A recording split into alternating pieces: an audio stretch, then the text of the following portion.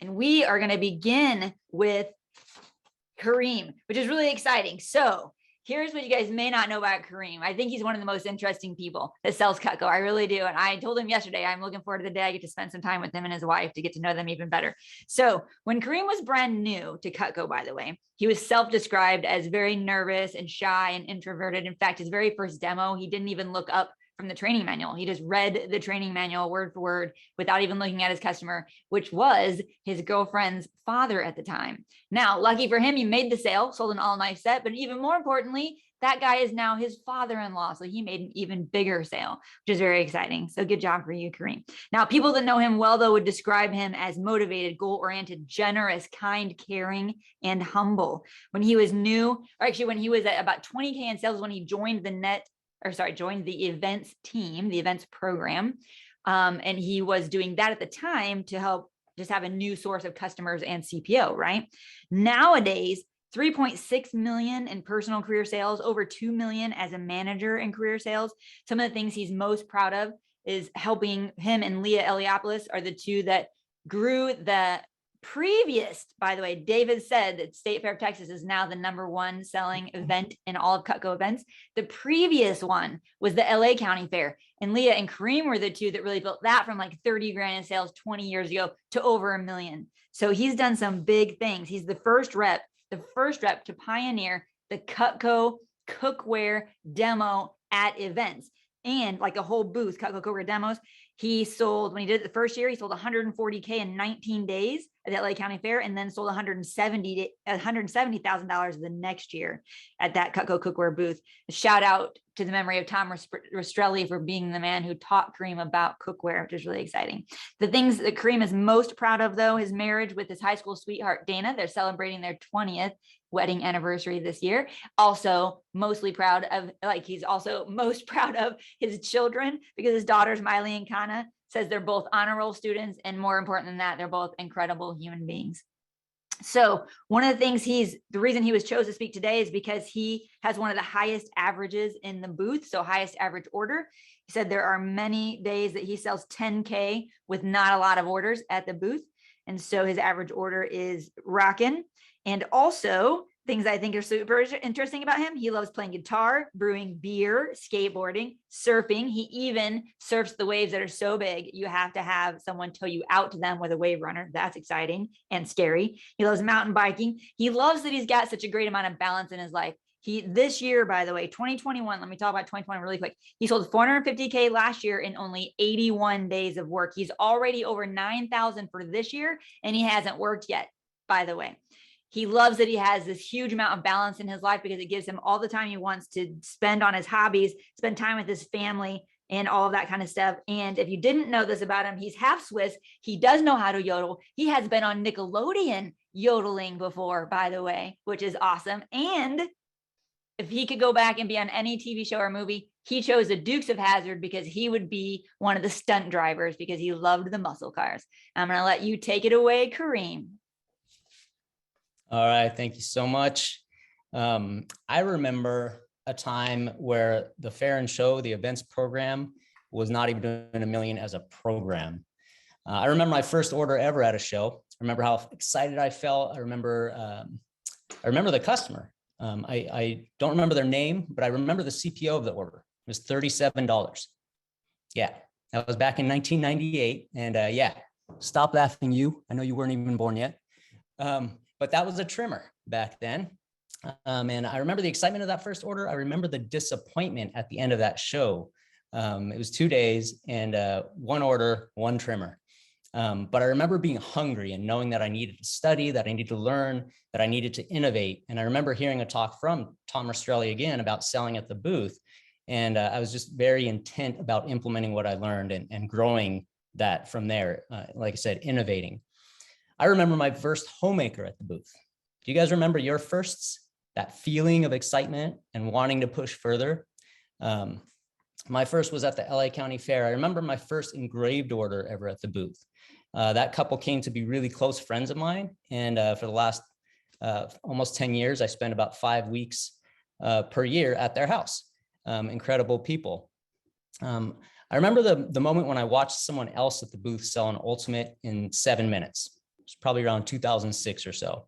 But I remember the light bulbs going off in my head with the realization that we can build value fast and people will spend a lot of money in a short amount of time when they see the value.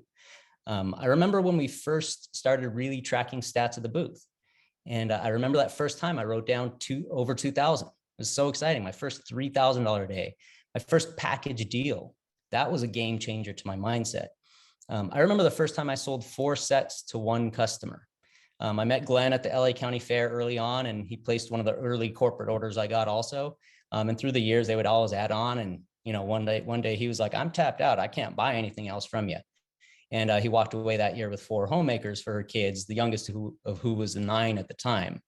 I remember all those firsts leading up to my first 10K order at a booth. So I'm going to be teaching you today how to have 10K days at the booth. And why is this so important? Well, because in my constant quest for work and life balance and pursuing a wide variety of passions that I always need to make sure, I just always need to make sure that I'm working smarter, not harder. And I think no matter who you are, where you are, why you're here, or how much time you have, you should always be using that time to maximum efficiency. And if that means that in that moment, it's sitting on the beach with a beer in your hand, I'm all for that, but that's planned. That's maximum efficiency in that moment. And so when I work hard. When I play hard. As Amy kind of recapped there, I worked 81 days last year, sold $450,000, and most of that was at the booth. So excuse the false advertising. If you do the math, my average at the booth is much closer to only $5,000. I'm not averaging 10,000 per day. But imagine if every time you walked into a booth, you knew on average you were going to earn $2,500 that day. It's a lot more exciting to go to work when you have that kind of confidence in knowing that. Now, don't get me wrong, I have lots of super slow days, just like everybody else. But it's the 10K days, the 15K days, the 20Ks, the 25K days that just make up for those smaller days. It pulls that average way up. So let's talk about how to pop those big days.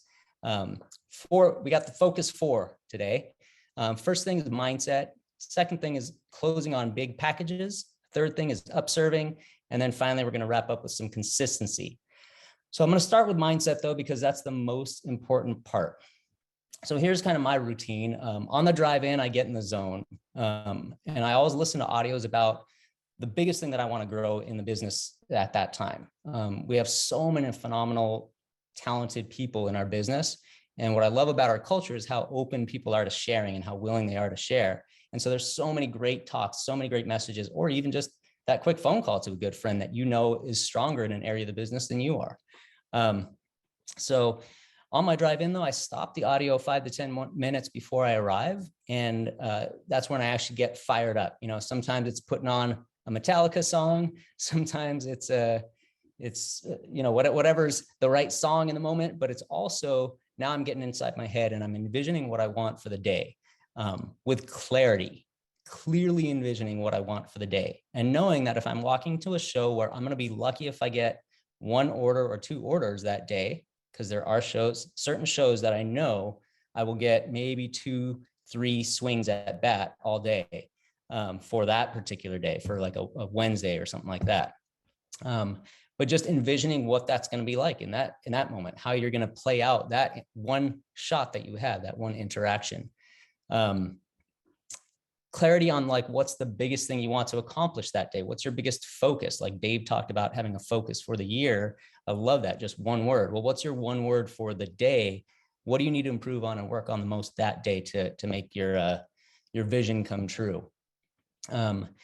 Next thing in that mental check is as you're getting ready to walk into the booth, as you're driving in, as you're walking from your car, is just checking yourself. What's your headspace like?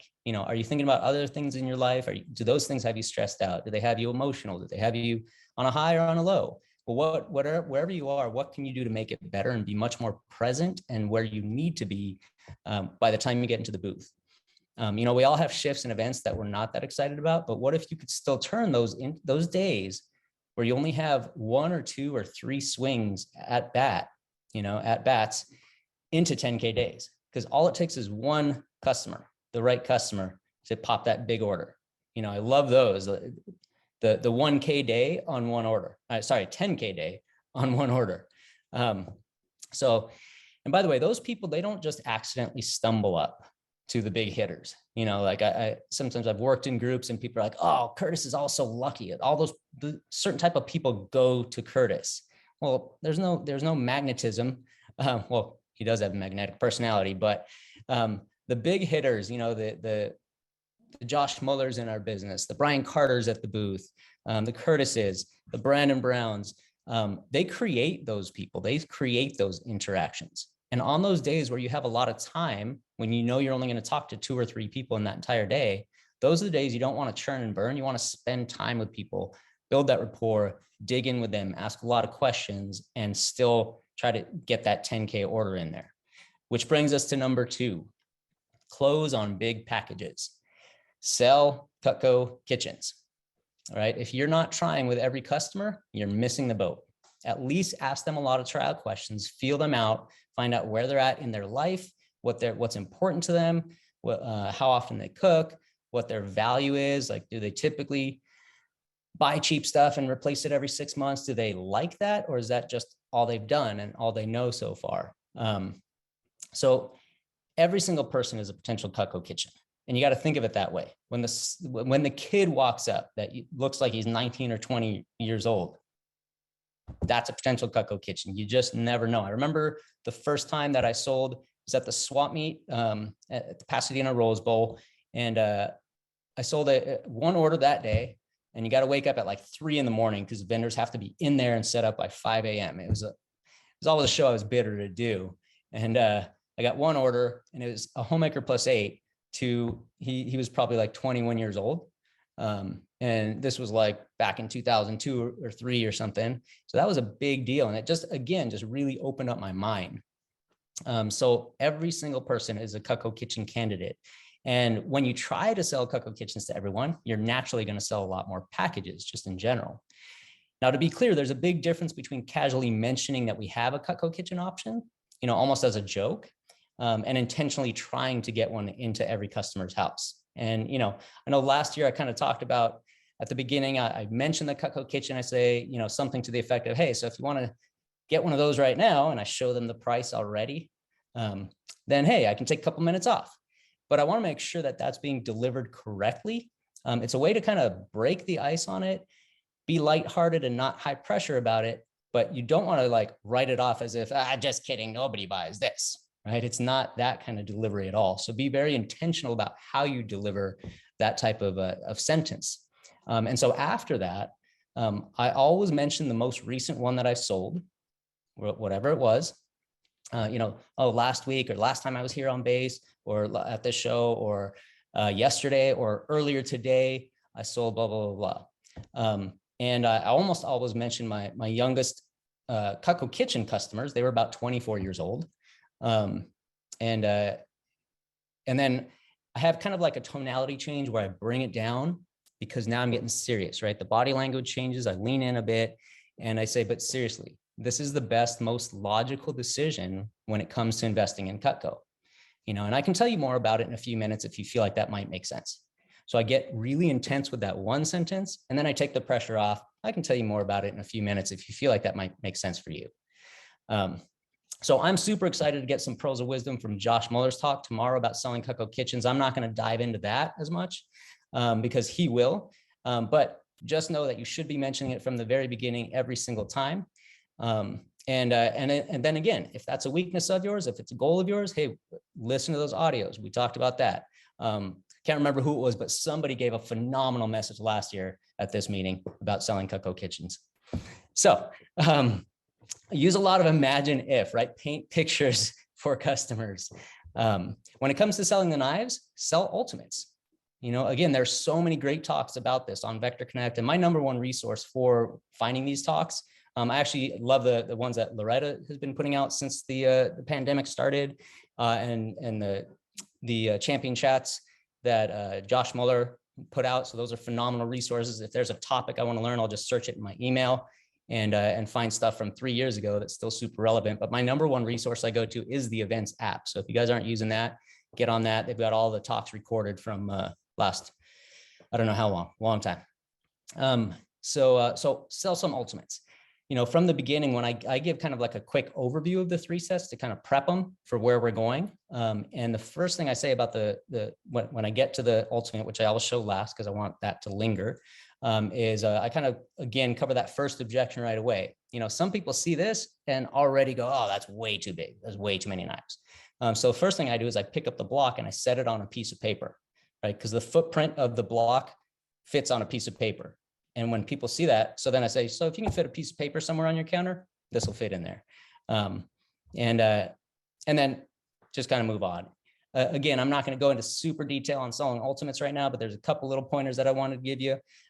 As you're then going through the 3 sets and giving details, don't do a names and uses really on the homemaker. It's just super simple. Hey, that's our basic set, 10 standard pieces, been around since the 1940s. Hasn't really been changed. If it ain't broke, don't fix it. And if you just decide to go with something basic like that, you're going to love it. It's going to serve you well forever. You guys know how to sell signatures because those 4 add-on pieces are really easy to sell.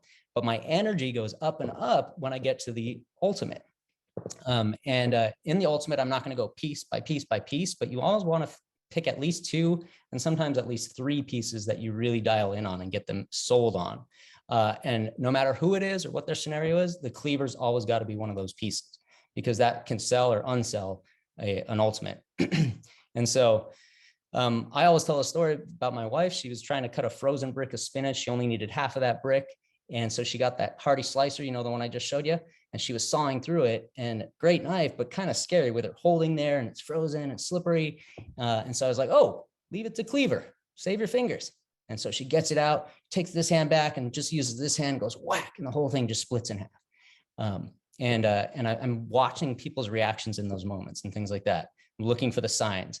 The other one I always pretty much sell is the vegetable knife. And then the third, sometimes I'll sell a salmon or boning knife, even if they're not meat eaters. It's really important that you guys get really good names and uses down for those types of pieces for vegetarians, for vegans. And so that brings us to number 3, upserving. I remember the time that I upsold a single knife to 5 knives, and then to a block set, and then to an ultimate. And then I turned that into a Cutco kitchen on a 15 pay. So become a master of upserving back into an ultimate. Even if you do the overview on the sets and they go, yeah, no, I'm just basic, right? Understand, find the psychology, learn the psychology, and find their triggers of how to still get that person an ultimate set, how to show them the long-term value that it just makes sense. Become a master of upserving the other package parts, the flatware and the cookware. Don't let people walk away. Also is a big part of having a 10K day, right? Every single order counts. One extra order can easily be the difference between a 10K day or not. And I have no doubt that Brandon is going to bring the goods right after me, so that will help you close nearly every person at the booth. So I'm not going to go into detail about how to do that. Just realize how important that is, right? The worst is to have a trimmer walk away and then sell $9,910 for the day, right? So don't let anybody walk there. It's all just as important. Even if it's busy, spend just the extra 20 seconds. If you've gotten to that point where you have to do the little extra close to make the sale that day, spend that extra 20 seconds to do it right. And kind of block out your FOMO for a second of missing out on other people standing around the booth. Because to get that next person to the point you've gotten to with this customer is going to take them a lot longer. So spend that 20 seconds to do it right. Much easier to convert someone from that point than starting from scratch with somebody new. And again, Matt Graves is a master at upserving. I'm always super excited and learn a ton when I work with him. So I know he's going to be giving a phenomenal message tomorrow about how to do it. I just want to make sure I'm laying the foundation of why to do it. Your time spent upserving is the most highly paid time, if that makes sense. And many of you have heard me say this before from the podium. I call it brain surgeon pay, right? Because sometimes it's that extra, those last 5 minutes of a demo when you're upserving, after you've closed, sometimes after you've gotten the credit card on paper or started entering them in the app, and then you go into upserving mode, you can now add 2, 3, 4, 5, 6, 8,000 CPO in those 5 minutes. And now you're getting paid $4,000 for 5 minutes of work. So, man, if nothing else hits you today, make that your mission, right? Take a ton of notes tomorrow in his upserving talk. And if you guys are feeling uncomfortable with upserving, you kind of have the wrong mindset about it. Upserving is definitely something that you do for the customer, not to the customer. And so you have to understand that you're serving the customer better that way. You have to understand that it makes much more sense. The Cutco Kitchen makes much more sense financially over the long run and the short run, getting it as a package, getting it now instead of after our next price increase. And of course, use-wise, value of use all throughout their lives. Now, to be clear, like our job's not to take food off the table, right? We don't want to hurt our customers financially and make them not be able to pay rent. And you don't want to close too hard because that will cause canceled orders if you're doing it the wrong way. So we really want to bring out objections. And again, all this stuff is going to be covered super well during this net meeting over the next 2 days here. I'm super excited to get the new nuggets. But one great resource that I know you guys are underusing is a 10 pay and 15 pay. And if you've never even heard of that, just ask somebody else in your office. But essentially, we're going to take a 10 pay order. We're just going to post date the last half of it. And it's on yourself to put it in your calendar, to submit it, all that kind of stuff. And talk to, again, reps in your office or reach out to me because it's all about putting systems in place to process those. But in 2021, I had $62,699 in post-dated orders, just about $63,000. Now, if you ever done some post-dateds and they don't go through, kind of a bummer, right? Well, so last year I diligently tracked every single statistic, and it came out to 78% of them go through. So that's $48,905, about $49,000 CPO that goes through. Right. And in each one of those post-dated scenarios, it probably added 5 minutes or less onto that interaction with that customer. But that was $24,452 of profit that I captured later. So just as Amy said, I actually chose not to work with Cutco in the month of January. And I tabbed about 13,000. Well, I sold about 13,000. It didn't tab, it'll tab this month. But anyhow, point is I didn't actually work at all last month. I simply had a thing pop up in my phone that said, oh, submit this order today. Oh, submit this order today. I didn't work last June or July at all. There's actually 3 months last year that I didn't work at all and hit, bonus. And that's all post-dated orders. So 10 pays, 15 pays, use them to upserve, use them to close Cutco kitchens. Yeah, you will love it. And the one thing I'll say about that, like mindset wise, is when you get those ones that don't go through, no big deal, because compared to what you're doing now, you wouldn't have had that CPO anyways, right? And so for me, I almost think the opposite. Like when I go to roll them just to get myself excited, I go, this one's not going to go through. And then it goes through and it's like 3,100 CPO. I'm like, yes, it's a celebration every time. It's really exciting getting those 10 pays and 15 pays. In fact, we established a trust and everything, and really like kind of worked on our financial future for our children and our family. And I'm not getting any younger. So, so anyhow, one of the big things I walked my wife through my system and said, hey, if I pass away, you make sure to open up this folder. You make sure to open up my phone, look for these things, because there's like at any given time, there's $15,000, $20,000, $30,000 in income that's sitting in those places. So make sure that you cash in on those things. All right. Have I hammered that enough? Upserve, 10 pay, 15 pay. And finally, to wrap up here, consistency. Remain consistent in your mindset and effort. There's lots of things you want to remain consistent in, but that's probably the biggest one, your mindset and effort. I remember that time that I sold the 4 sets on one order. And I remember almost dreading when Glenn and Till walked up to the booth that year, because I knew they had everything from me. They've been buying from me for 7, 8 years. And I was like, I got nothing left to sell them. And then I remember the mindset shift of in that moment going, wait a minute, somebody can always buy something. And that's when they walked away with those 4 homemakers for their kids. So always control that mindset. Like a 10K day can be any day. If you talk to one person that day, it can be a 10K day. If you close them and you close them on a kitchen and add some extra stuff, doesn't matter how many orders, it doesn't matter how it started. Doesn't matter how it just matters how it finishes. But even, whether you have a good start or a bad start. But I actually want to talk more about the bad start stuff is obvious, right? You've all heard that a million times. But the good start is a lot of times where people let off the gas pedal. They're like, oh, okay, I'm sitting pretty for the day. Dude, it's like 10 o'clock and I'm at $6,000. Well, instead of doing that, that's where I become more intense. I get super like, oh, I'm gonna 20K day, 30K day, 40K day today, you know? And so it's, if you've ever watched a sporting event and in the fourth quarter, in the last 2 minutes, it's just so intense to watch. Like I don't really watch sports besides extreme sports, but I will watch highlights. In fact, the other day I got sucked into YouTube just watching like best football plays of all time. And I ended up watching it for like an hour and a half, just one into the next to the next, because those moments are so riveting when people are playing at that level 10, that level 11 intensity. So why not just operate like that all the time? And you guys all know what I'm talking about. You know, if you're new, maybe you don't know it from the booth yet, but you've experienced maybe if you were on a sporting team that you were playing on, or maybe cramming for an exam right before the exam, or cranking out a 10-page term paper because it's due in 6 hours. You know, but if you've been here for a while, you know that feeling from push periods, especially towards the end. You know that from trying to hit an event team goal, just things like that. So what if you operated at that level of intensity with every single client? You know, how many missed opportunities are we leaving on the table?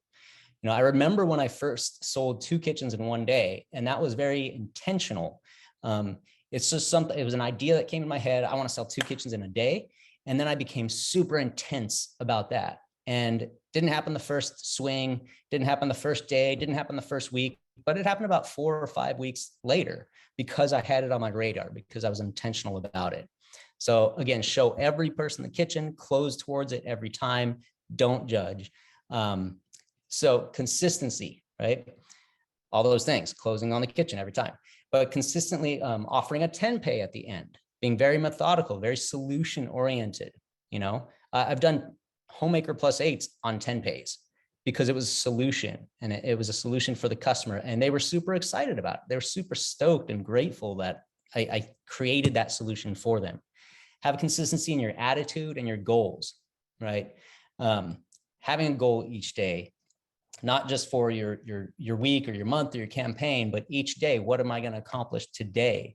And in your attitude, in your response to situations, you know, get off the roller coaster. If you guys are still on that roller coaster of, oh, that customer left me on a high, that customer left me on a low, you guys got to get off that and just learn how to go, you know. Learn how to, like, when people walk, sometimes I've sold a kitchen and people have been working with me, and just happened this last year. They're like, oh man, what happened? You didn't get it? And I was like, no, I got it. But they just couldn't tell because I wasn't like outwardly over the top excited, because it's just about maintaining and knowing that, hey, that Cutco kitchen could cancel like any other order. So don't get too high on the highs, don't get too low on the lows. If you want to write something down, it's that. That's my biggest kind of mindset thing, is don't get too high on the highs, don't get too low on the lows. Consistency and visualization. Have that routine that we talked about at the beginning of this talk. Driving into the show, have that routine, have that visualization routine, right? I remember the first time that I sold 2 Cutco kitchens on one order. Now, to be clear, it actually hasn't happened yet. But I know it's going to happen. And I remember how easy it's going to be. I remember closing on a customer and them getting that Cutco kitchen and going, that was really easy. There was really like no objections there. And thinking, this could be the one. This could be, so this has been on my radar now for about, I don't know, 3 or 4 months. This thought popped in my head, 2 Cutco kitchens on one order. And I've been very intentional about it. So since then, and so far it hasn't happened, but I remember how it's going to feel when it does happen, if that makes sense. I remember how easy that first one that I sold them was. And I remember asking, hey, by the way, do you guys have a boat? Or do you guys have a vacation home? Or do you guys live anywhere else for part of the year? I remember asking them if they could even see making this kind of investment for their kids. you know, even if they gifted it to them over time and not all at once, but purchasing it all at once today to get that smoking deal, right? So I remember the first time I sold 10K at a booth. I remember the first time I made 10K at a booth. I remember the first time I made 20K at a booth in one day. To be clear, it hasn't happened yet. But do you remember the first time that you sold 10K, made 10K, etc.? Make it happen. Love it, Karim. I have a question for you. Follow up. I'm getting multiple people asking the same question, so I'm going to take a second because I still have a couple minutes here with you. That is, how do you promote some of the typically considered meat knives, like cleavers and salmon knives and things like that, boning knives, to vegans and vegetarians? Yeah. So, well, the salmon knife is really easy with Jason Jeffries has the video on YouTube. I've never actually once used the video, but I say there's a video of a chef on YouTube, and I paint that picture, and I just talk about anything that you want sliced super thin. Which other ones? Boning knife is great for anything like that you need to get into a tight corner and need some reach on, or like melons, right? Cutting up those softer melons, cantaloupe, honeydew melon, and then taking them off the rind, things like that. Did you say cleaver also? I know we've talked about opening coconuts and things like that, cleavers. I don't know if you had anything other special things that you usually promote with that. Yeah. So as I said before, like the only thing I ever say about that cleaver, like to non-meat eaters, is that story about my wife, Dana, frozen brick of spinach, right? Walking through that, one and done. And everybody can, in fact, for the most part, I never even mention meat at all when I'm talking about the cleaver. I just say that. And then meat eaters, obviously, they're like, oh yeah, this one's awesome. Nice. Fantastic. I appreciate those answers. And you did an awesome job. By the way, one of the things I took away that I don't know if I've ever heard put that way before is maximum efficiency in every moment. I love it. Even whether it's fun or work, just maximum efficiency in every moment. That's so great. Thank you so much. I think you're going to stick around a little bit in case we have other questions pop up, I think. And if not, then we'll get you the questions to you if more keep rolling in.